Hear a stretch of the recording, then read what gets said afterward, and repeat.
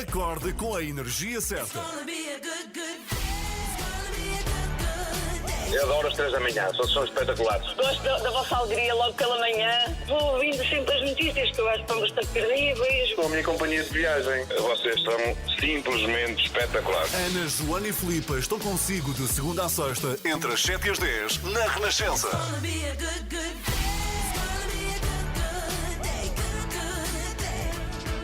Muito bom dia, boa terça-feira, eu sou a Filipa Galrão. Hoje é dia 18 de maio e neste dia, em 1995, estreava nos cinemas norte-americanos um filme épico, dos mais épicos de sempre. O primeiro que pôs Mel Gibson à frente e também atrás das câmaras e que lhe valeu uns quantos Oscars. De certeza que já adivinhou qual é o filme. That they may take our lives, but they'll never take our freedom! Podem tirar-nos a vida, mas não nos tiram a liberdade. Mítico discurso de William Wallace, personagem histórica interpretada por Mel Gibson neste incrível Braveheart, um filme que, sem os recursos digitais dos dias de hoje, continua a ter das melhores cenas de batalha de sempre. Eram cerca de 3.500 figurantes, muitos deles pertencentes às Forças Armadas Irlandesas. Existiam também cavalos mecânicos, tudo para não sacrificar, obviamente, cavalos verdadeiros, mas ao mesmo tempo tornar as cenas muito realistas. Ver o Braveheart é perceber, eu acho, um pouco da raça escocesa, que pelos vistos continua a movê-los até aos dias de hoje. Basta pormos os olhos no Brexit e em como a Escócia tem lutado pela independência para poder manter-se na União Europeia. 26 anos depois da estreia, fica aqui então a minha sugestão para hoje, para comemorar a efeméride, ver o filme Braveheart. E agora Bryan Adams, Summer of 69. Bom dia. Passam 16 minutos das 7, não se atrase, está com as 3 da manhã. Hoje comemora-se um dia importante, 18 de maio é o Dia Internacional dos Museus. E eu não sei se tem aquele hábito muito típico de qualquer turista, que é visitar todos os museus quando vai viajar para outra cidade, mas muitas vezes não conhece os museus que tem à porta de casa.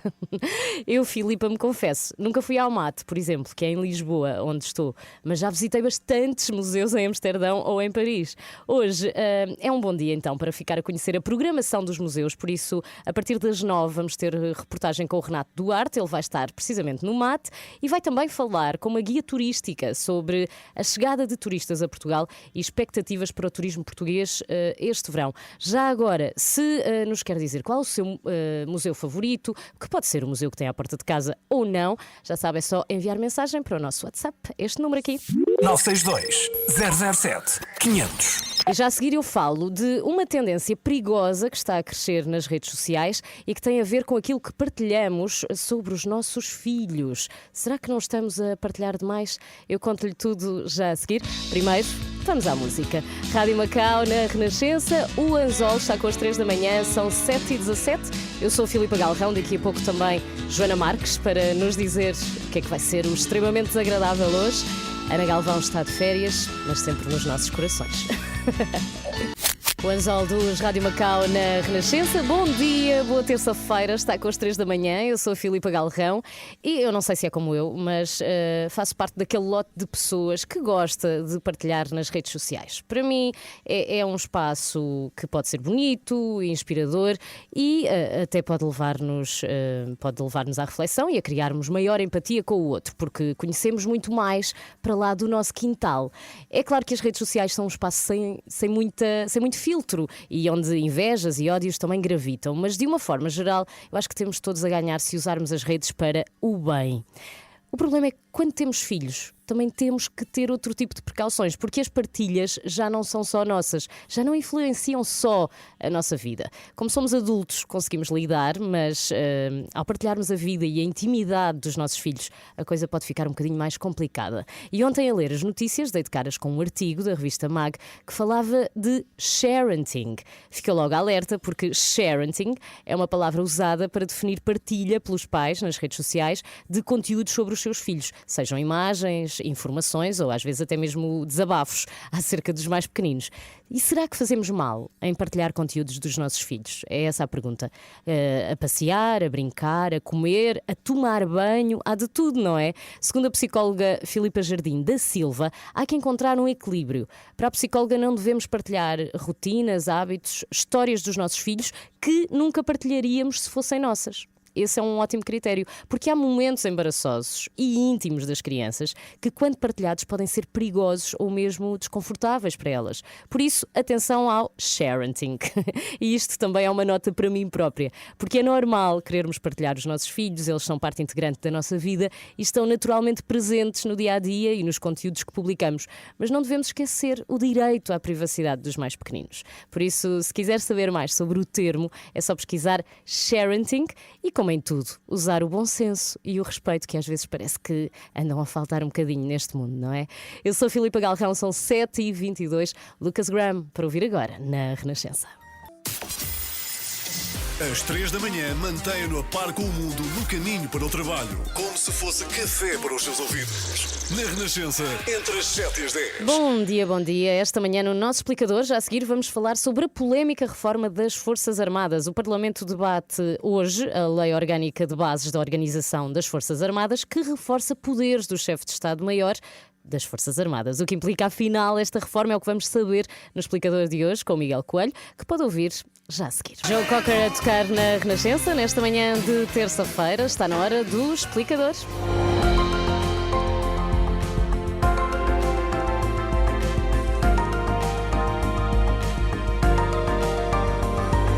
E no explicador desta manhã falamos da reforma das Forças Armadas. A polémica tem sido enorme e até os ex-presidentes da República, Ramalhianos e Cavaco Silva, vieram a público tomar posição. Hoje é a vez do Parlamento debater a proposta do Governo. Miguel, afinal, o que é que implica esta reforma?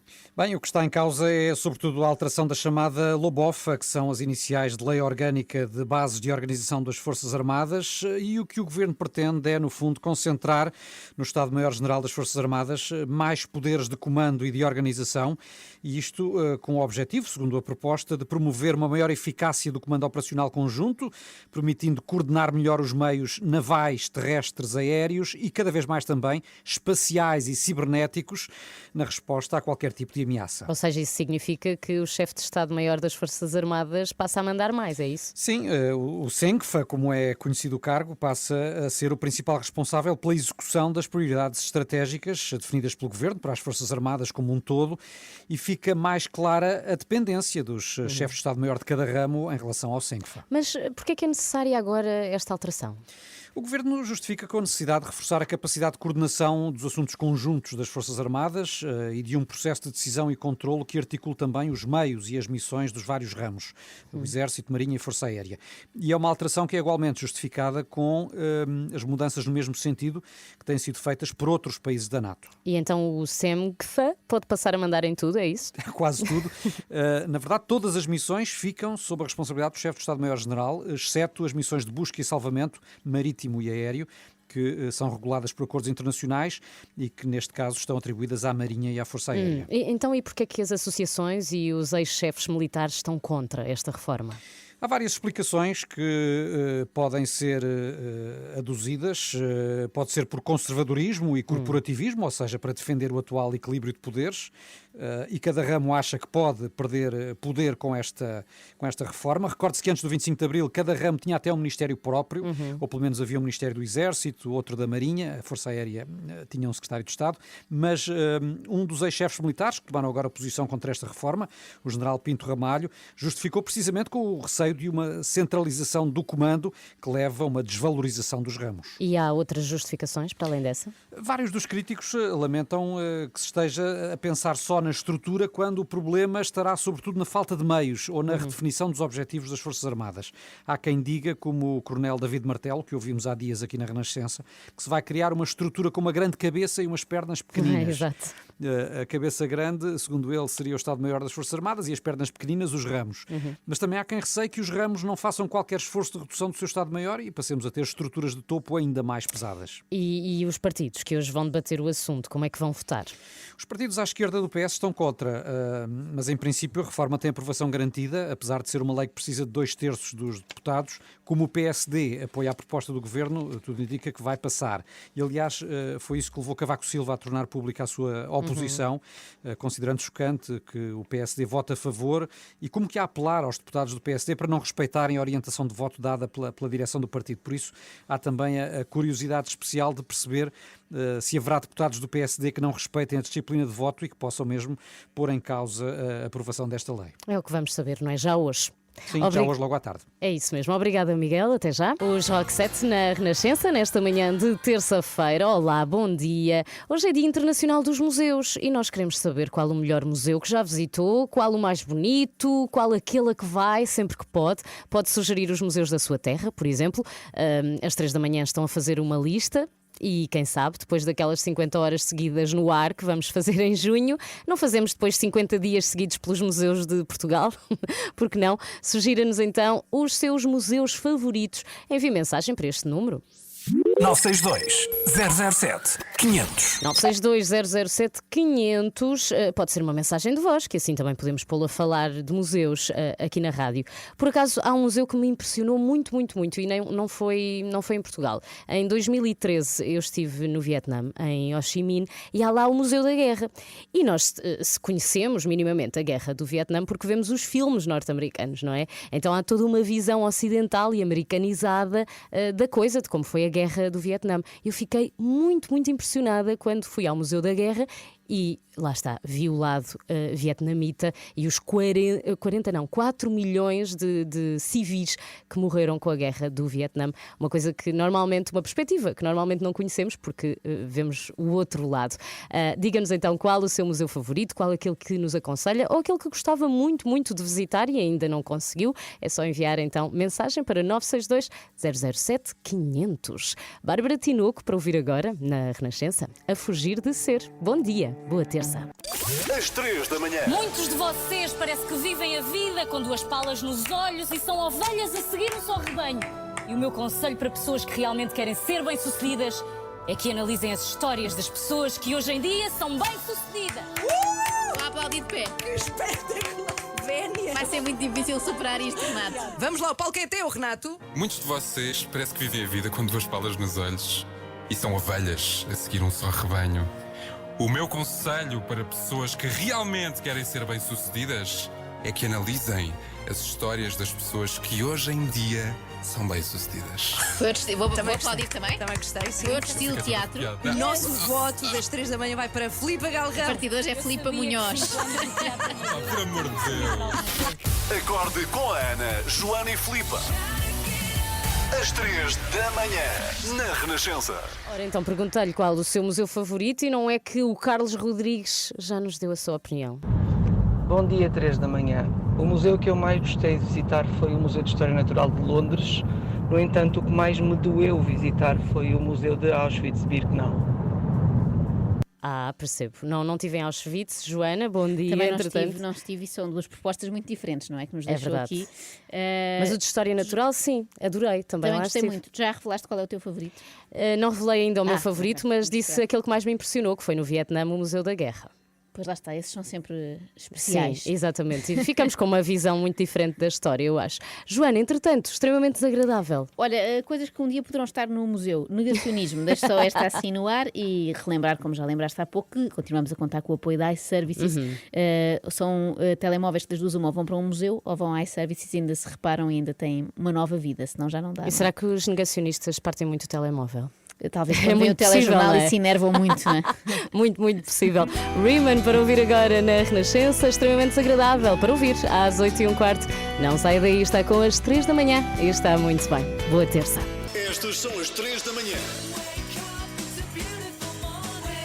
Comece o seu dia connosco na Renascença. Bom dia, boa terça, são 8h11. Joana Marques, tu não me digas Diz-me. que o negacionismo vai acabar. Há fortes possibilidades disso. Antes disso, ia-te só dizer que Faro, repara como somos incríveis a receber muito hospitaleiros. Mal soube que vinham ingleses, ficou logo com 30 e tal graus. Acima não é? dos 30, sim, desde sexta-feira. É a para vir preparar-se. gente estrangeira cheia de frio, que vem de climas terríveis, depois vamos lhes dar 30 e tal graus. Quanto ao negacionismo, eu acho que pode ter os dias contados, porque o negacionismo chegou em força com a pandemia. É como os britânicos. Exatamente. Os britânicos e o Eles foi mais negacionismo. com o fim da pandemia pandemia, não é? Ou com Sim, o sim. abrandar. E nós vamos vendo os negacionistas a escassear à medida que há vacinas, que há mais imunidade de grupo, eles vão perdendo um bocadinho a força e os argumentos, não é? Mas tu e eu estás estou com triste. pena, já estou com saudades. Ainda não acabou e já estou com saudades. Mas antes disso, ainda temos um extremamente desagradável só. Sim, ainda espero Sobre que não isso. seja o último. Ah. Só de pensar nisso fico com vontade de chorar. É já a seguir, ligue-se no Facebook para ver em direto o extremamente desagradável com Joana Marques. Já sei. Gostei. Está na hora de extremamente desagradável. Extremamente desagradável.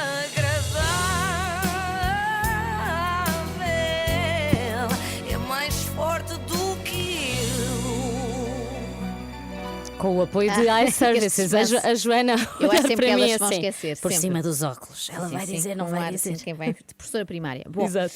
sabem quando já estão com saudades de uma coisa que ainda nem acabou? Sim, acontece muito nas férias. Olha, por exemplo, é desse sentimento que eu quero falar hoje, porque estou a experienciá-lo neste momento. Um fenómeno, aliás, que temos acompanhado todas as semanas e que eu sinto que está prestes a desaparecer. É o Campeonato Nacional de Futebol. Olha, não também é? podia ser, mas esse também este Acaba ano agora. não deixa assim tanta Muita saudade. saudade. Não é? Pronto, para nós, pelo menos. Mas eu referi-me ao Campeonato Nacional da Negação, chamemos-lhe assim. É uma competição diferente. Estou com saudades do negacionismo e ele ainda nem terminou, não é? Estou nostálgica. A verdade é que este fim de semana houve mais uma manifestação pela liberdade. Não sei se deste conta. Não muito, não é? É que na verdade já ninguém quer bem saber. Tirando eu, claro. Eles que participam e eu que vejo, mas mais ninguém. Houve muito menos acompanhamento noticioso e muito menos participação popular, embora nisto a narrativa divirja.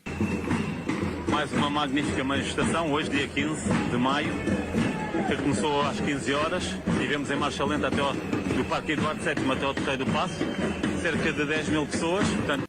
10 Bom mil, batuque. Bom batuque para já, boa nota ao batuque, e 10 mil pessoas, é impressionante, não é? Já o Jornal Público fala em números ligeiramente inferiores, entre 500 e 700 pessoas. Ligeiramente. Escreve o jornalista, claramente mentindo, já sabemos, não é? Já sabemos que os média foram comprados pelo Bill Gates, ou o que foi, para nos enganarem. Bom, a verdade é que à medida que o próprio Covid-19 vai perdendo força, e ainda bem, estas manifestações vão perdendo sentido, o pouco sentido que ainda tinham. E isso é triste, eu acho triste. Onde é que estas pessoas depois vão reunir-se no futuro, não é? Vão todos ao Festival Andanças? Não sei se cabem. Na Feira Alternativa de Lisboa, a 10, 11 e 12 de setembro, no Inatel, fica aqui a publicidade, ficam sugestões. Venham para a rua, vai haver mais manifestações, dia 6 de junho vai haver outra, portanto juntem-se a nós, rapidamente, antes que seja tarde. Cá está, rapidamente, antes que seja tarde. Que é como quem diz, antes que tenhamos só 3 infectados por dia e já não seja preciso usar máscara, deixando de fazer sentido que nos manifestemos contra o uso da máscara. Aí os negacionistas terão de abraçar outra causa, não é? Será que eles já estão a pensar nisso? Talvez. Tipo, vamos recusar-nos a usar touca na piscina. E eu aí se calhar junto-me, porque aquelas toucas meio rígidas arrepanham muito o cabelo e dói, sim, sabes? depois a sobrancelha também vai sempre para cima, é muito feio. Aquilo é muito mais incómodo do que máscara. Também acho. As imagens desta massa humana, todos com uma alegria contagiante, é assim, nesta tarde de sol, aqui em Lisboa. Adoro este este jornalista? tom. É mais ou menos. É um senhor que conhecemos dos tempos dos jornalistas, pela verdade, precisamente. Mas que, entretanto, e lembrando-se que não é propriamente jornalista, apagou essa página e fundou antes a página Sérgio Tavares Notícias de Portugal, que é uma coisa mais vaga. Notícias de Portugal qualquer tia nos pode dar, não é? Não é preciso ser um jornalista. Mas ele, na verdade, tinha jeito, e daí a tua pergunta também, se calhar, Filipe, ele tinha jeito para jornalista desportivo. Parecia. Porque parece estar a fazer um relato, não é? É assim, nesta tarde de sol, aqui em Lisboa, em que 2 eternos rivais se defrontam. É um clássico. Há muita gente, muitas caras conhecidas. Atenção, quando se diz caras conhecidas, normalmente pensa-se em quem? Sei lá, uma Fátima Lopes, um bom Diogo Pissarra, um bom Diogo quem Pissarra. sabe um Brad Pitt, não é? Já que isto é um movimento mundial de negação. Sim. Mas quando ele aqui diz caras conhecidas, refere-se mesmo a pessoas que já são conhecidas dali, das manifestações. Aliás, se virmos o direto de outro participante, que também esteve a filmar tudo, ele aponta para o Sérgio como pessoa conhecida. E tal, o Sérgio Tavares também, uma das pessoas que em princípio foi os pioneiros também para alertar as pessoas sobre esta farsa. Um dos pioneiros para alertar as pessoas. E a verdade é que Sérgio Tavares tornou-se mesmo na maior celebridade do negacionismo português. Tem fãs e tudo. Eu queria tirar uma foto consigo. Já tiramos lá em baixo. Ok. Já tiramos lá em baixo. Selfies, autógrafos, Muito bem. uma espécie de Marcelo, não é? Sérgio é um influencer da negação e realmente ele influencia. Mas havia lá outros, as tais caras conhecidas. Aqui está o César, Conversas na Alma, Quem é o também é uma César? pessoa Já que passou por também aqui. tem debatido estas situações todas, estas pandemias, estas plandemias. E hoje... Conversas da alma, cá está. Acho que ainda não é do teu tempo, Não, extremamente não desagradável, é. Filipa, mas já tivemos aqui. Tenho a certeza que alguns ouvintes se lembram, porque foi muito marcante. Portanto, temos o César, do Conversas da Alma, e mais. Vamos saber mais. Também está aqui a doutora Margarida. Esta conheço. Esta Cá lembro-me. está, a doutora Margarida dos, entretanto, extintos Médicos pela Verdade. Temos também o tal César das Conversas da Alma, o Sérgio dos também extintos Jornalistas pela Verdade, e também andava por lá o juiz do MMA. Sério? Portanto, a base de recrutamento deste movimento é um bocado fraca, não é? Porque não há novos valores emergentes do negacionismo. É como na política. Exatamente, sempre os mesmos, sempre velhas caras já, tinham que se renovar. Isto, no fundo, não era uma manifestação, era uma reunião de condomínio, já que todos conheciam, não é? Mas já que lá estava a doutora Margarida, vamos ouvi-la. Quero muito. Pena que muitos dos leões adormecidos que encheram a nossa cidade e um bocadinho por todo o país de uma explosão de vida não tivessem vindo aqui hoje. Tenho pena. Muito bem, a doutora Margarida a tocar na ferida. Espero que o tenha feito com cuidado. Ou será que também não acredita em compressas esterilizadas e vai infectar a ferida toda? Agora fiquei confusa. Qual ferida, Joana? A ferida é a manifestação pelo Sporting Clube de Portugal que houve há dias e que deu 10-0 a qualquer destas manifestações pela liberdade. E parecendo que não, fê-las perder um bocadinho de força. É que depois de vermos, sei lá, 200 mil pessoas, ou nem sei, 1 milhão, não sei quantas eram, sem máscara, a gritar, a cantar, a dar beijos na boca e em confrontos corpo a corpo com a PSP, olhar para esta manifestação com meia dúzia de simpáticos e ordeiros negacionistas que caminham lado a lado com a polícia enquanto tocam tambor e djambé, já não nos arrepia nada. para meninos. Embora eles julguem que sim. Covideiros todos em Portugal que ficam em casa a ver este mar de gente, sem máscaras, sem distanciamento, mas que está na fuça dos covideiros todos. Na fuça com máscara, não é? Porque nós usamos fuça de máscara. Não era bem um mar de gente, Sérgio, também é um ligeiro exagero. Digamos que não era nada que não vejamos, sei lá, hoje em dia no Colombo à porta da Zara ou na esplanada da nossa marisqueira favorita. Estas manifestações negacionistas são um bocadinho como a desinfecção dos sapatos à porta de casa. Tinha muita força em março de 2020, agora já pouca gente toda a adere, gente não é? esqueceu, Já ninguém faz. sim. Até os discursos são menos inflamados. Olá a todos. Cá estamos. Sirenes. Cada vez somos mais. A pena é que eu sou sportinguista. A maior euforia foi aqui. Exato. E só eu sei porque não fico em casa. Cá está, de repente o Parecia Sporting filosofia aqui. tornou-se no clube oficial do negacionismo. Este cântico do Sporting parece ter sido feito para negacionistas, o que faz algum sentido, já que durante anos negaram-se a receber o título de campeão, não é? No fundo não acreditavam no nosso campeonato, ou acreditavam só ali até certa altura, Natal e tal. Eram os futebolistas pela verdade desportiva. Descobrimos agora. Ora bem, agora temos aqui muita malta fixe. Sportinguistas como eu também, vamos morrer todos. Se estivermos na festa, vamos morrer todos. 11 dias. Mas repara como há uma tendência Não para é, o negacionista ser... Quando a Ana Galvão voltar, nós temos de informar que o Sporting, o seu Sporting, passou a ser o clube oficial dos chalupas. Acho Ela isto vai adorar. divertidíssimo. Isto não quer dizer, atenção, que todos os sportinguistas sejam chalupas. Não. Mas por esta amostra aqui podemos dizer que todos os chalupas são do Sporting. Isso sim. E agora, atenção, covideiros, vejam bem, tanta gente junta sem máscara. Covideiros, tomem o comprimido, porque vão ver agora imagens que vos vão deixar chocados. Devia ter agora? feito isso, mas era na terça passada, não é? Que aquilo sim deixou-me chocar. Agora, isto não havia polícia de intervenção, não havia pedradas, garrafas pelo ar. Pelo contrário, havia clareiras entre as pessoas, até no metro ou no autocarro, vamos mais compactados do que ali. E ainda bem. Aquilo, no fundo, pareciam estudantes a caminho da aula, quando já toca o segundo toque. Resta saber, aula de quê? Já muitas pessoas também já se vão concentrando lá no ponto de chegada, no Terreiro do Paço, onde irão decorrer as palestras. Palestras? Mas palestras de quê? Fiquei muito curiosa. Será yoga? Será compostagem? Compostagem, será do costume. 5G? 5G. Estas manifestações são muito importantes para que as pessoas percebam que não estão sozinhas. Estas pessoas, em princípio, sabem que não estão sozinhas, porque olhando para elas, muitas têm, como direi, aquele ar de quem ouve vozes. E estas pessoas que estão aqui todas são pessoas especiais que... Aqui estamos de acordo, também me parecem todas pessoas especiais. É a melhor forma de descrever, nem digo mais Sim, nada. sim. Mas digo, Filipe, estamos todos ansiosos pelo fim da pandemia, é óbvio, mas eu vou ter saudades disto. Será que nunca mais vou ter ninguém a dizer-me estas coisas bonitas? Esta pode ser chamada a pandemia dos idiotas, porque quem faz esta pandemia são os idiotas dos carneiros que comem tudo e que veem na televisão. Quem é que me vai chamar carneiro Pois depois é. disto, não é? Mas por acaso o que ele diz ali é verdade. Tenho de reconhecer, eu como tudo o que vejo na televisão. Ainda ontem vi um anúncio de Kinder Bueno e pronto, tive logo que ir comprar. Sou muito influenciável. Extremamente desagradável. Quem me manda ser assim? Com o apoio de Também já iServices. estás com aquela saudade, eu senti no teu suspiro, não é? Sentiste, exato, que isto vai acabar. Vamos voltar a ser normais, meu Deus. Na iServices encontra os melhores iPhones recondicionados do mercado, equipamentos como novos, grade A+, 100% funcionais e livres de operadora. Saiba mais em iServices.pt. A sua rádio está em todo lado. Descarrega a nossa aplicação. Renascença. A par com o mundo. Impar na Muito música. bom dia, está com as 3 da manhã e sabemos que desde há umas semanas para cá reacendeu-se a violência israelo-palestiniana. Por acaso é uma coisa que desde pequenina, Joana, tu também deves ouvir sobre o conflito do Médio Oriente, Sim, não é? Uma vamos coisa sempre que paira. ouvindo falar deste conflito que parece nunca ter fim. Não é? Será porque a Joana continua pequenina?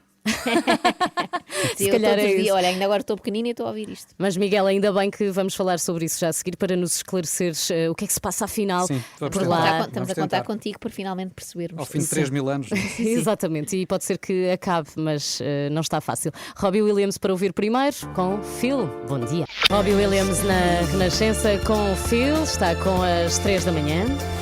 Está a ouvir às 3 da manhã. De há uns dias para cá reacendeu-se a violência israelo-palestiniana. Eu confesso que é uma das situações que me custam perceber como é que passam os anos, Miguel, e este conflito continua e continua.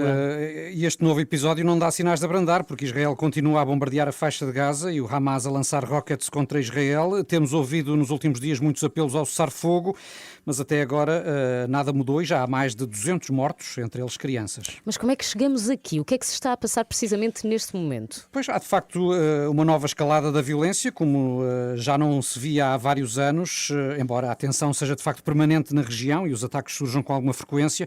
A verdade é que desde 2014 que não assistíamos a um confronto com esta dimensão. Israel chama-lhe Operação Guardião das Muralhas e o Hamas chama-lhe Espada de Jerusalém. Portanto, só pelas designações já se vê que pouco de pacífico está aqui em causa. Parece a Guerra dos Tronos. Mas o conflito acaba de entrar na segunda semana e com bombardeamentos por parte de aviões de guerra israelitas sobre a faixa de Gaza. O Hamas a lançar rockets e outros projéteis contra território israelita, sendo que no balanço e desde o início da semana passada já morreram pelo menos 212 pessoas na faixa de Gaza, incluindo 60 crianças, mais de 1.300 feridos, prédios destruídos, enfim. A dimensão da destruição é de facto enorme. Cerca de 40 mil pessoas tiveram de procurar refúgio em escolas das Nações Unidas, que para já foram poupadas no meio desta violência. Israel também tem perdas a registar, porque contabiliza pelo menos 10 mortos, e esta diferença, apesar de tudo significativa, justifica-se em parte pela ação do poderoso sistema antimíssil israelita, que tem conseguido interceptar cerca de 90% dos projéteis lançados pelos palestinianos, porque senão o balanço entre os israelitas também seria mais elevado. Nós sabemos que é uma zona de alta tensão, mas o que é que deu origem a esta onda de violência? Sim, a razão próxima, enfim, o que fez disparar o gatilho terão sido confrontos na parte oriental de Jerusalém durante o Ramadão entre manifestantes palestinianos que estavam contra despejos e a polícia israelita, sendo que o descontentamento entre os palestinianos vinha já num crescendo, porque os israelitas, com o argumento da pandemia, tinham impedido concentrações por altura do mês do Ramadão, e o descontentamento de facto já era muito e, portanto, foi o estalar dessa violência que levou aos confrontos que depois culminaram com o uso de gás lacrimogéneo e de granadas dentro da mesquita de Al-Aqsa, que é o lugar mais sagrado para os muçulmanos depois de Meca e de Medina, e na sequência desses incidentes o Hamas, o grupo extremista palestiniano que controla a faixa de Gaza, lançou um ultimato a Israel para retirar todas as forças do bairro de Sheikh Jarrah, que é onde fica África à mesquita da Al-Aqsa. Como Israel não acatou a ordem, e nem era previsível que o fizesse, o Hamas lançou rockets contra várias cidades israelitas, incluindo Tel Aviv. Israel respondeu e a espiral é o que temos visto. Pois, porque os israelitas não facilitam. Ao primeiro incidente respondem em força e sempre com muita força, Sim, muito mais caso, do que... É a invocação do direito de defesa, não é? Que Israel tem vindo a fazer há largas décadas e que, aliás, é reconhecido pelos Estados Unidos e pela própria chanceler alemã também ontem. Angela Merkel reconheceu esse direito à defesa israelita, embora com apelos ao cessar-fogo. Agora, o que muitos analistas também não deixam de assinalar é que há um conflito que serve igualmente os interesses políticos do primeiro-ministro Benjamin Netanyahu, que está numa situação muito delicada, não só tem tido resultados eleitorais muito escassos, resultados minoritários, que fazem colocar em risco a sua continuação no governo, como está também a contas com o processo judicial, que ele está a ser julgado por corrupção e, portanto, um conflito como este na Palestina desvia as atenções e arrefece o combate político em nome da unidade nacional e por essa via serve os interesses de Netanyahu. É pena que morram tantos civis pelo caminho. E agora, há alguma expectativa quanto a um cessar-fogo? Temos tido muitas pressões nesse sentido, do Papa Francisco, da chanceler alemã, do Reino Unido, enfim, o secretário-geral das Nações Unidas, António Guterres, tem sido também das vozes mais ativas no apelo a tréguas e ao diálogo. A verdade é que o Hamas, o movimento de resistência islâmica que controla Gaza, exige condições para um cessar-fogo. O primeiro-ministro israelita também já disse que a ofensiva está para continuar, embora ontem tenha havido aqui um pormenor que pode ser significativo, que é uma mudança de posição por parte da Casa Branca, porque Joe Biden telefonou a Netanyahu e manifestou-lhe o apoio a um cessar-fogo. Enfim, não foi propriamente um pedido expresso de cessar-fogo, mas ao manifestar apoio a uma trégua, Biden estava a dar um sinal claro a Netanyahu, numa manifestação que fica aquém daquilo que o próprio partido de Joe Biden, o Partido Democrata, tem vindo a pedir, porque tem pressionado o Presidente para que seja mais frontal no sentido da condenação dos incidentes entre Israel e o Hamas, mas para já é o que temos. Sim, não podemos ficar indiferentes, isso não. Obrigada, Miguel, até já. Até já.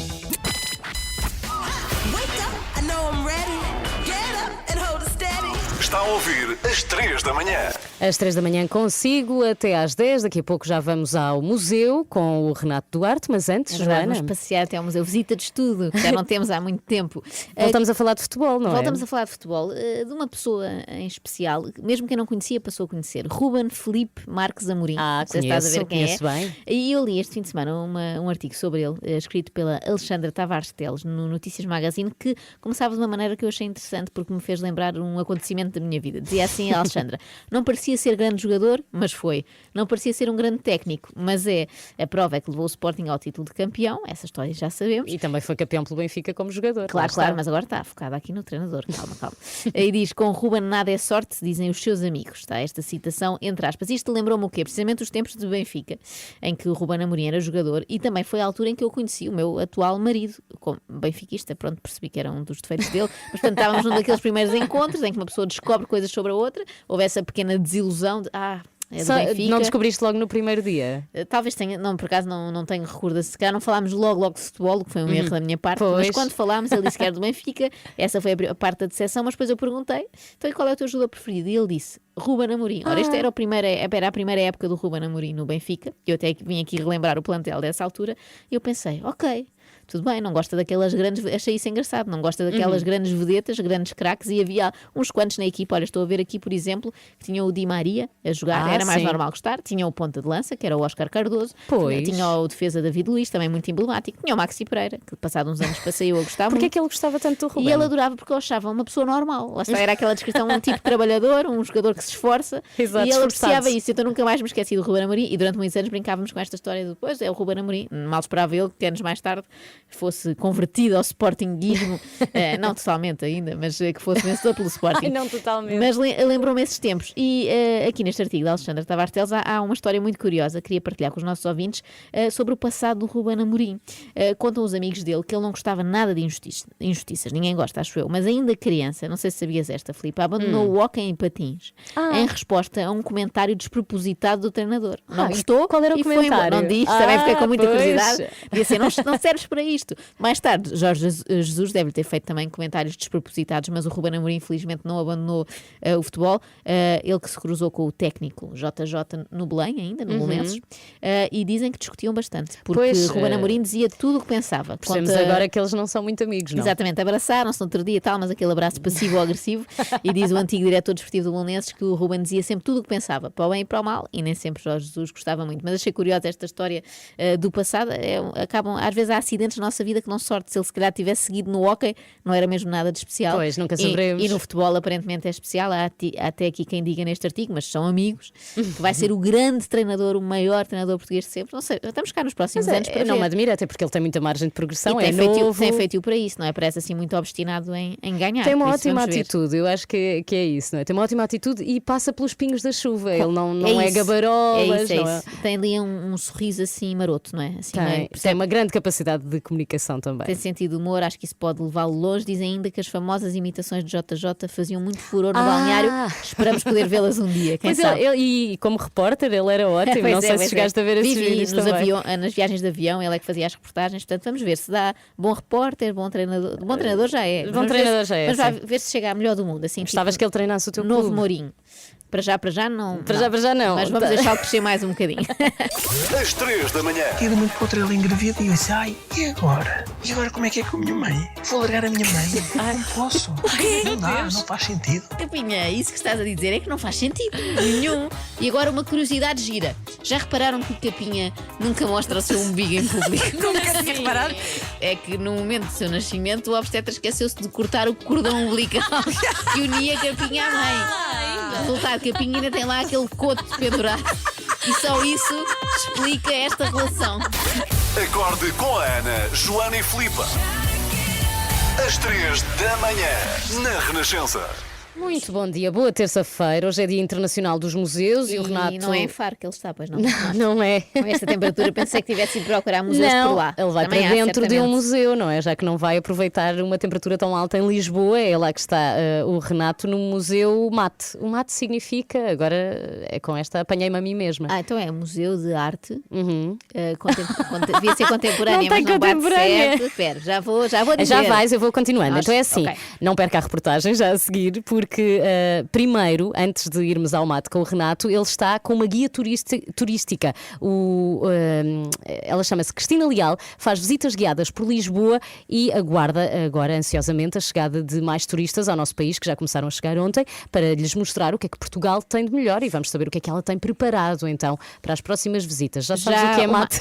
Na verdade sempre soube, estávamos a disfarçar, não é? Sim. Mate é obviamente museu de arte, como nós dissemos, arquitetura e tecnologia. Pronto. Faltava desse A e o T. Não é contemporâneo, mas acaba por ser. Agora o nosso castigo, que não é castigo, será um prazer é irmos lá, que ainda não fomos. É verdade, ainda já não sabíamos isto na ponta da língua. Mas o Renato também nos vai convencer a ir ao Mate, Museu da Arte e Arquitetura e Tecnologias. É isso mesmo. Simple Minds para ouvir primeiro aqui na Renascença. Don't You Forget About Me. Bom dia, boa terça. São 9h17, bom dia, numa semana em que se esperam mais turistas em Portugal e principalmente em Lisboa, com a abertura de portas aos turistas de praticamente toda a Europa. Vamos conversar, vai o Renato conversar com uma guia turística sobre as expectativas para este verão. Renato, já estás com a Cristina Leal, bom dia. O que tu estás aí a dizer, Filipe, o que tu estás aí a dizer. Não se diz guia turística, pois não, Cristina, vamos começar já por explicar Como não, isto. que eu estou a dizer guia turística? Não, guia turística. Guia turística é um manual, é um livro. A profissão existe desde 1912 e chama-se guia intérprete. E é não só guia intérprete, não só a Cristina é guia intérprete há 40 anos, não é, sensivelmente, como é presidente da AGIC, que é a Associação de Guias Intérpretes Correios do Turismo. Disse bem, não disse? Exato. Extraordinário. Cristina, muito bom dia antes de mais, obrigado por estar aqui connosco. Esperam-se muitos turistas aqui nos próximos dias. Já vamos falar sobre o que aí vem e o que tem acontecido já desde há um ano, não é, na vossa classe. Mas para já, nós estamos aqui num sítio lindíssimo, estamos em frente ao rio, ao pé do rio, em frente ao Museu Mate, onde vamos estar mais daqui a pouco. E Cristina, o que lhe vou pedir é para, em 30 segundos, me descrever como se estivéssemos numa visita aquilo que estamos aqui a ver. O que é que explicaria a um inglês, por exemplo, que estivesse aqui a visitar Lisboa? Pronto, aquilo que precisamos de fazer é explicar o que se vê. Portanto, estamos junto ao estuário do Tejo, do lado direito temos o Oceano Atlântico e a Torre do Bugio, à nossa frente a margem sul do Tejo e a ponte, não é? Tínhamos que explicar a ponte e o Cristo Rei do outro lado. Explicar a ponte? É uma ponte que se usa para atravessar para o outro lado? Não, quando é que foi, porque é que parece a Golden Gate, quando é que foi construída, o propósito da construção da ponte, do que existia antes. Portanto, é isso que temos de explicar, é contextualizar também porque é que se iniciou a construção da ponte, não é? Estamos aqui na zona de Belém, não é? Padrão dos descobrimentos e ia por aí fora, não é? Exatamente. Depois, primeiro aqui o mate, porque temos mesmo que referir primeiro o que se vê de imediato e depois então podemos alargar os horizontes para as imediações, de facto, que é o padrão dos descobrimentos em Torre de Belém. Os olhos da Cristina o Renato não podia ser guia turista, não percebe nada disto. Isto é muito Guia difícil, mas estava intérprete. aqui a explicar que... Guia intérprete, exatamente, desculpa. Não, é uma profissão com uma técnica muito específica. E aquelas pessoas, nós sabemos todos, já apanhámos com certeza guias que inventam muito. Esta parede é de não sei quando e é tudo mentira. Pois é, mas isso não Podemos é um confiar guia... nos guias intérpretes? Nos guias intérpretes certificados, sim. Pronto, porque de facto existe uma formação específica para ser guia intérprete, existe uma técnica específica. Não Tem que saber tudo o que está a falar, não é? E não se pode inventar, de facto. Isso seria enfim, Mas há muitos que inventam, sabemos isso. E com este boom do turismo aqui em Lisboa... Não são guias certificados, com certeza. Desculpe, Renato, não faz são. mal. Não Cristina, conta-me lá então, desde março do ano passado que não faz uma visita com turistas a sério, não é? Sim, desde março do ano passado. Pontualmente sei que houve colegas que trabalharam no Val do Douro, por exemplo, nos barcos do Douro, em agosto e setembro, mas foi algo muito pontual. E depois fechou logo em outubro, a Alemanha fechou, a França fechou e enfim, foi tudo cancelado. E está animada agora com esta vinda dos turistas? Na vossa profissão vai representar já para este ano alguma melhoria significativa? O que é que prevê? Bom, tudo é bom. Temos que dizer que esta vinda agora, a abertura ao mercado britânico, será bom para os alojamentos locais, os hotéis do Algarve, os hotéis da Madeira, as animações turísticas, que fazem um trabalho diferente de informação turística, tudo isso representa algum negócio para esse segmento de mercado. Para nós, na informação turística, não, porque não se prevê, porque na informação turística nós trabalhamos em conjunto com agências de viagens e operadores turísticos, que não é a mesma coisa. Correios de Turismo quer dizer que vamos para fora, são programas que se vendem através de operadores para portugueses que viajam. Não se está a prever que os portugueses viajem em viagens organizadas para esse mundo de fora, até haver uma consciência. Sim, porque a Cristina faz viagens, aliás, visitas aqui em Portugal, mas acompanha portugueses que vão para todo o mundo, não é? Sim, a grande maioria dos guias intérpretes também acumulam funções como correio do turismo. E isso não vai acontecer tão cedo. Não vai acontecer. E mesmo sendo guia intérprete, necessitamos do turismo organizado, que são aquelas pessoas que fazem eventos, grandes congressos, e necessita de tempo para se organizar. Não é uma pessoa que apanha um avião e vai fazer um congresso, não.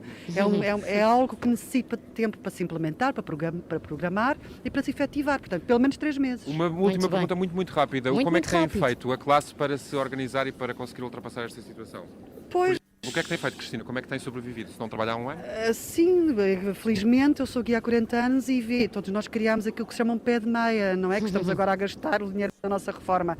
Graças a Deus que muitos de nós temos esse pé de meia. Outros, enfim, sempre houve alguns apoios, não é? Da parte do governo. Especialmente este último tem sido bastante bom, apesar de... Mas têm feito outras coisas, não é? Call E centers e outras depois, sim, a grande maioria faz, sim, call centers, imobiliárias, sim. Meninas, eu vou continuar aqui com a Cristina a fazer a minha visita aqui junto ao Tejo. É assim que estou a passar a manhã. Traz aqueles Tá ímãs bem, para o frigorífico. Até daqui a pouco já voltamos a falar, já dentro de um Beijinhos. museu. Até já, beijinhos. Até já. É a Áurea a tocar na Renascença. Todas as terças-feiras temos aqui nas 3 da manhã o comentário de Graça Franco. Graça, bom dia. Olá, bom dia. E hoje vamos falar, Miguel, do novo banco. De novo, não é? De novo. Do novo banco, porque o ex-governador do Banco de Portugal voltou ontem ao Parlamento para ser inquirido pelos deputados sobre o processo que seguiu à resolução do BES, com a venda do chamado Banco Bom, que pelos vistos era afinal um cesto com fruta podre, foi a figura usada por Carlos Costa. Fruta que é uma analogia que, aliás, foi usada por outros protagonistas, não é? Noutros contextos também, mas enfim, foi de facto o que Carlos Costa usou. Significa, Graça, que a fruta afinal foi mal escolhida neste caso? Bom, eu acho que a fruta foi escolhida numa noite e naquela altura em que teve que se resolver a questão do BES, ou seja, em que no fundo se criou à pressa a parte de fruta que ainda estava verde para o novo banco, não é? Como à noite se vê mal? Não, e estava toda refrigerada, ou seja, é como dizes ao supermercado, não é? Tiras a fruta, ainda vem muito fresquinha, mas está toda verde, mas tu sentes ali um frio, não é? Isto está tudo frio e tal. Quanto tempo é que isto vai durar na fruteira, não é? Depois ninguém sabe naquela altura, não é? E quando foi vendido o novo banco, a verdade é que o consumidor já viu ali assim, já cheirou cheirou que aquilo não ia durar muito tempo. A verdade é que podemos voltar, inclusive, a ser chamados a novas injeções de capital do novo banco. Quer dizer que o cesto da fruta parece não ter fundo. Não, sim, e quando foi vendida a fruta, não é? O consumidor disse logo, bom, mas isto está aqui assim uma fruta que isto está muito frio. Isto de certeza que não me vai durar nem uma semana, não é? Ou seja, 8 dias. E o vendedor disse, não, olha, eu dou-lhe mais 4 quilos, garantidamente. Pronto, leve lá mais 4 quilos, que era a capitalização. Leve lá mais 4 quilos e se durante os próximos 8 dias, quer dizer, 8 anos, ainda lhe aparecer fruta na fruteira, traga cá, estragada, traga cá, que eu troco-lhe pelo menos 4 quilos, 3,9 mil milhões ainda tem direito. E agora ficámos a saber que havia mais uma cláusula no fim disso tudo, não é? Se a coisa ainda não estiver boa, ainda vamos dar mais 1,5 kg, ou seja, 1,6 mil milhões, e ainda leva de graça isso. Isso parece um peso excessivo, não é? Sobretudo quando somos nós a financiar, e isto faz sempre retornar àquela eterna questão, que é, pesados todos estes milhares de milhões que já entraram no banco, aqueles que ainda vão entrar, olhando para trás, não poderia ter falido? 10 quilos de fruta podre já lá vão, não é? Agora, pode perguntar, e quanto é que vendemos no final? Quanto é que tinha a saca que nós vendemos de fruta, não é? Isso ainda não está contabilizado. O problema aqui é quanto é que nos custaria ficar-se a saber que o mercado era todo fruta podre. Ou seja, quanto é que gastaríamos se não tivéssemos, apesar de tudo, retirada a fruta que estava só refrigerada toda fora, do BES, a boa toda fora. É que podia ir ao mercado com a fruta, não é? Com a saca que vendemos, ainda podia ir ao mercado todo. E essa reputação do mercado que vende fruta podre, quanto é que nos custaria? E estávamos dispostos a pagar por isso? Se calhar nunca saberemos. E se calhar nunca saberemos. E isso é o contrafactual que nunca se pode fazer. Sim. O que sabemos é que Carlos Costa já foi vezes sem conta ao Parlamento e, entanto, nos últimos dias também tem vindo a desfilar os grandes devedores do BES. Já foi uma dúzia de vezes. Uma dúzia. Tem vindo a contar a graça. Ótimo. Exatamente. Ele também contou. Temos tido também este desfile dos grandes devedores que têm, enfim, exibido um excessivo à vontade perante os deputados, etc., e perante as enormes dívidas que têm. Isto tem alguma consequência para além de irritar os contribuintes que veem o seu dinheiro empregue no banco? Isto tem alguma consequência prática? Bom, consequência prática eu acho que é capaz de não ter mais nenhuma, porque nunca se vai fazer o contrafactual, portanto toda a gente agiu de boa fé, exceto estes senhores, os tais senhores. Não é quem fechou o banco, provavelmente até não é quem vendeu o banco com estes descontos todos, é as próprias maçãs sem vergonha. Portanto, há umas tantas maçãs que chegam lá e nós não percebemos se é demência senil ou se de facto estão a brincar connosco. E eu acho que, por exemplo, Muniz da Maia, ficámos sem perceber. O senhor está a merecer todo o nosso respeito com uma grande doença ou está a brincar connosco? Ficamos por responder esta pergunta, não é, Graça? É para refletir sobre isso. Obrigada, Graça, e até quinta. Até quinta. Muito bem, acertei, muito bem. Entretanto, não sei se está toda a gente preparada para esta grande loucura, esta maluquice que vamos fazer. Eu não estou. Não estás, não é? Não. 3 por todos com a Renascença, ninguém fica para trás. A 16, 17 e 18 de junho, a Renascença sai para a rua com as 3 da manhã pela cultura e pelos artistas. Junte-se a nós, acompanhe mais de 50 horas de emissão em direto e ao vivo. Apoie todos os profissionais do espetáculo que, pela sua impossibilidade de trabalhar, foram especialmente afetados pela pandemia. Então, o que é que vai acontecer? Vai ser uma maratona de rádio ao longo de mais de 50 horas, sem parar, numa emissão solidária para apoiar a União Audiovisual. Vamos montar os nossos estúdios na Praça do Rossio, a Sentar Arraiais, aqui em Lisboa, e a partir das 7 da tarde, de dia 16 de junho até à meia-noite, meu Deus, tão tarde, de dia 18, vão passar por lá dezenas de convidados e vamos ter várias atuações ao vivo. Às 3 da manhã não vão dormir, mas nós... nós, quer dizer, toda a gente, não vamos ficar sozinhas, não é? Vamos contar com todos os nossos colegas da rádio para nos apoiarem, porque nós estamos sozinhas nesta missão, não é, Filipa? Alguém que durma, que fique uma horinha lá enquanto eu durmo, pelo menos. Já estamos a contar os dias. Esta é uma ação da Renascença em parceria com a Fundação AGEAS, Grupo AGEAS Portugal e as suas 3 marcas, AGEAS Seguros Médis e Seguro Direto, que tem o apoio da Câmara Municipal de Lisboa e que reverte a favor da União Audiovisual. Quando e como quiser. No Facebook, no Instagram, no Twitter. A Renascença está sempre consigo. Sempre consigo em todo lado, até nos museus. Hoje é Dia Internacional dos Museus. Daqui a pouco vamos ao MAT, onde está o Renato Duarte. Aliás, ele que é uma peça de museu também. Devia ser de museu. Ele é só uma peça, mas devia estar arquivado no museu. Ele ainda não evoluiu para peça de museu, é só peça. Entretanto, pedimos-lhe desde o início do programa que nos diga quais os seus museus favoritos e recebemos aqui uma mensagem muito interessante da Ana Rodrigues. Vamos ouvir. Bom dia. O museu que eu mais gostei de ver, e foi, por incrível que pareça, ontem na televisão, porque ainda não o conheço ao vivo, mas vou fazer questão de conhecer, é o Museu do Traje. Ontem adorei ver o programa Visita Guiada e passa todas as semanas na RTP2 e adorei ver aquele museu. Acho que tem ali um conteúdo histórico muito interessante e que me despertou muito interesse. Um bom dia para todos. Bom dia, Por Ana acaso, Rodrigues. lembro-me de ir, bom dia para a Ana, lembro-me de ir ao Museu do Traje. Pois Com a também escola, eu, visita de estudo. mais do que uma vez. Sim, era um clássico. Lembro-me de gostar muito também dos jardins. Tinha assim uns Sim, jardins sim. incríveis. Mas agora o Museu do Traje está noutro sítio, Mudou, não é? Ainda Mudou. não fui à nova localização. Eu mas também não. isto que diz a Ana, pode acontecer que é museus em que não entraste ainda. Ai, não, é o dos Coches, enganei-me. O dos Coches é que mudou, sim. O Costa está ali em Belém, esse sei bem. O Traje achei que tinha mudado também. Estava a acreditar em ti, és muito credível. Pois é, Filipa. repara. Então ainda podemos ir ao sítio antigo. Mas acontece isto às É no vezes Paço do Lumiar. Exatamente, de nos marcarem museus nos quais não chegámos a entrar. Eu uma vez estava na Bélgica e vi o Museu da Batata Frita. Nunca mais esqueci. Mas não entraste? Entrei. Era caro, ainda pensei. É caro. Quanta história poderá ter a batata frita? Eu, na categoria dos caros que não entrei, não só por serem caros, mas porque tinham filas gigantes, está a casa da Anne Frank, em Amsterdão. Sim, também acho esquisito às vezes certos museus assim um bocadinho horripilantes, não é? Não é? Aquele sítio onde ela esteve. Pronto, é história, de facto, mas faz um bocadinho de impressão. É onde faz sentido a história estar, no fundo, enfiada nos Nesse museus. caso é até a Casa-Museu, não é? Exatamente, sim. Casa Museu Anne Frank. Vamos então até ao MAT já daqui a pouco e pode continuar a dizer-nos qual o seu museu favorito e a contar as suas histórias com museus. Ficamos aqui a ouvir Luís Capaldi na Renascença. Someone You Loved. Bom dia.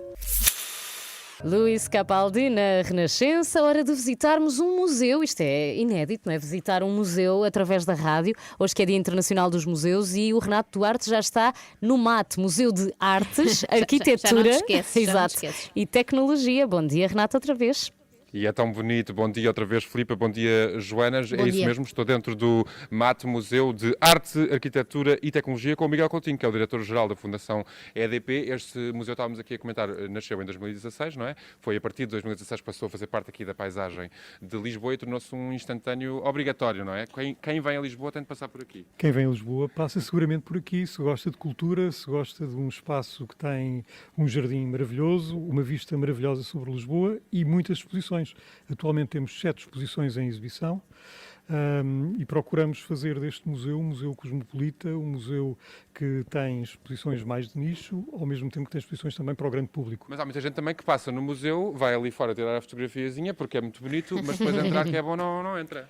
É evidente, nem toda a gente entra, obviamente, mas acreditamos que as pessoas se interessarão cada vez mais pela cultura e pelas artes visuais e, portanto, temos uma boa programação e acreditamos que as pessoas virão. Mas vir aqui já é bom, mais. até porque o próprio edifício do museu é por si só uma obra de arte e vale a pena visitar e vir aqui, não é? Sem dúvida. O museu não é apenas este edifício do MAT, é também a Central Tejo, que é um edifício centenário, uma antiga fábrica de eletricidade.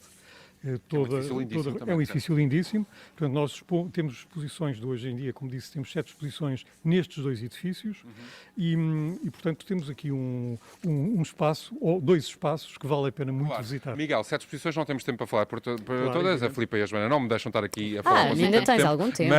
Mas aqui à frente, por exemplo, esta estrutura que temos aqui nesta sala oval, quem entra neste edifício novo é a primeira sala que vê, não é? Uma estrutura também muito imponente. Que exposição é esta que está aqui à frente?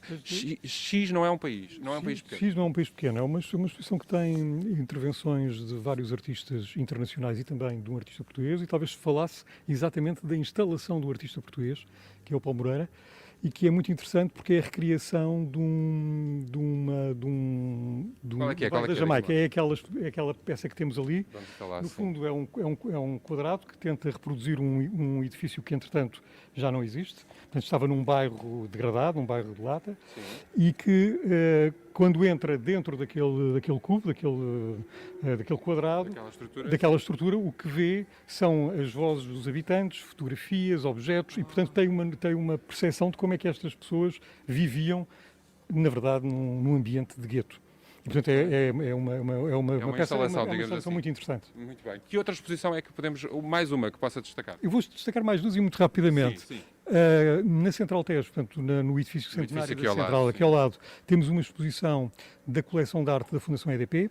É uma exposição que tem a vantagem de permitir ao visitante olhar para os últimos 80 anos da arte em Portugal, com obras de 140 obras de 56 artistas, dos mais consagrados, o Jorge Mulder, o Eduardo Batarda, etc. E é uma exposição, portanto, que eu acho que é uma boa retrospectiva da arte em Portugal. E vamos inaugurar hoje uma exposição que esteve em 2011 no Guggenheim, em Nova Iorque, de um mexicano chamado Pedro Reis, e que é uma reflexão muito interessante, chama-se Sanatório, a exposição. É uma instalação perfumativa e é toda baseada em jogos e em terapias, e é uma reflexão muito interessante sobre a forma como a vida contemporânea nos afeta a todos. Afeta a nossa felicidade, a nossa saúde física e a nossa saúde mental. E inaugura hoje. No edifício aqui ao lado. Estão todos convidados. Estes meses, como é que têm sido? Vocês têm sentido um decréscimo naturalmente acentuado do número de visitantes, estiveram fechados até abril. O que é que prevêem que aconteça agora nos próximos meses, tendo em conta os turistas todos que... Claro, os museus, tal como todo o setor da cultura, foram muito atingidos por esta pandemia. A verdade é que nós, em maio, nestes primeiros 15 dias de maio, tivemos os mesmos visitantes que no mês inteiro de abril. Isto significa que estamos a recuperar. Acreditamos que agora, com a vinda de turistas, este museu é muito visitado por turistas, mas também com a vacinação, faça com que também os portugueses voltem aos museus, voltem à cultura, porque a cultura é fundamental para o nosso desenvolvimento. Claro. E, portanto, acreditamos que estamos otimistas. Vocês continuaram a programar e têm aí propostas absolutamente extraordinárias. Desde 5 de abril inauguramos 7 exposições. Muito bem. E vamos continuar. Muito obrigado. Estão todos convidados então para vir aqui ao Mate. Já percebemos que há muita coisa aqui para ver e para fazer. E se quiser vir só tirar uma fotografia, também pode vir, ninguém vai impedir, com certeza. Lá está, a estética também interessa. Também tem um bom brunch. Também tem um brunch. Uma boa cafetaria. Pois tem. Claro que a Joana conhece a cafetaria dos museus. O próximo passo tem um brunch absolutamente fabuloso aqui no nosso restaurante do Mate. O que é que tem o brunch? Tem croissants? Não tem croissants? Queremos saber. Tem tudo. E é excelente. E bem que podia ser gratuito hoje, porque é Dia Internacional dos Museus. Desculpa, pronto. Recuperar as receitas perdidas. Fica só o Renato então, ali usufruir do brunch. Renato, beijinhos, obrigada. Beijinhos, até amanhã. Para ouvir agora Beverly Craven na Renascença, Promise Me. Está com as 3 da manhã e amanhã é dia de desculpa, mas vais ter de perguntar. Gosto sempre. As perguntas mais desconfortáveis. Isso é uma pergunta que eu não lhe posso responder. Mais inusitadas. Essa é uma grande pergunta. Um dos convidados são postos à prova. Isto afinal são perguntas desagradáveis ou são vocês a tentarem encetar uma carreira na revista? Desculpa, mas vais ter de perguntar. Pedro Granger, tu ainda usas roupa da cenoura? Genial! Nas 3 da manhã, as figuras públicas respondem àquilo que ninguém quer perguntar. Não pode perder. Às quartas e sextas, depois das 9h30 da manhã, na Renascença. Amanhã calha-me a mim, não é? Desculpa, mas vais ter de perguntar a José Luís Peixoto. É por isso que eu sou fã desta rubrica, porque nunca me calha a mim. Aliás, calha-me sempre fazer perguntas, mas nunca ter de as colocar às pessoas. No fundo, tu participas sempre. Eu participo és a única sempre, pessoa que participa sempre. Só que depois só assisto, não tenho que perguntar, não tinha coragem. Vocês são muito corajosos. Sim, eu vou ter que perguntar o que é que ele acha do Pedro Chagas Freitas, não é? Por acaso gostava de saber. Aliás, acho que fui eu que escolhi essa pergunta. Foste tu. Obrigada por perguntares por mim. E agora está na hora de irmos embora. Agora sim. Já?